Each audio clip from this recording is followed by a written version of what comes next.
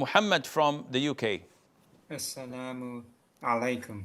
Alaykum as-salam wa rahmatullah. One of the young brothers who suffers from the OCD phenomenon, where they don't know if they have invalidated their Islam because of something they did, or something they said, or something they thought about, or maybe their intentions about some things. Basically, so this guy, he repeats the testimony, he takes the ghusl. He says things are better now because he ignores many bad thoughts, and he learned about the barriers of takfir to apply them to himself, to realize that he didn't become a kafir.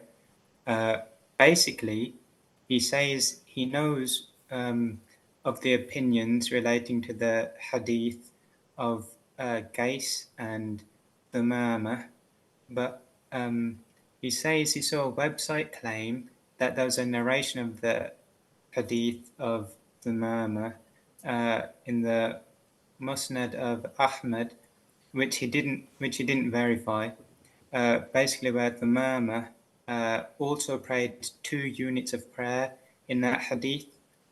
Basically, he wanted to know if any scholars have the opinion of the ghusl being an obligation for reverts and apostates, because it is needed to remove a state of ritual impurity which occurred due to his disbelief, and not, or what he thinks is disbelief, and not sexual impurity, because that's the reason he takes the ghusl, because he fears. Okay, I understand your question, Muhammad. First of all, such people must not jump to conclusions and base their own opinions over things that they've read and act upon that. Such a layman should not do this.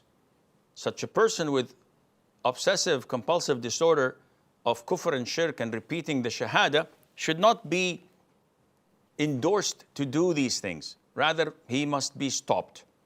So before we verify the concept of is it mandatory or not, is it for uplifting major ritual impurity or not, we say to him, Akhi, you have to fix your OCD and you have to have counseling. Once we manage to do this, we go back. The most authentic opinion is that such a ritual or major ritual impurity to be uplifted by ghusl is not mandatory, because it's a ritual impurity. So when a person becomes a Muslim, we don't tell him to perform ghusl because he had intimacy yesterday or this or that, because this is purifying himself.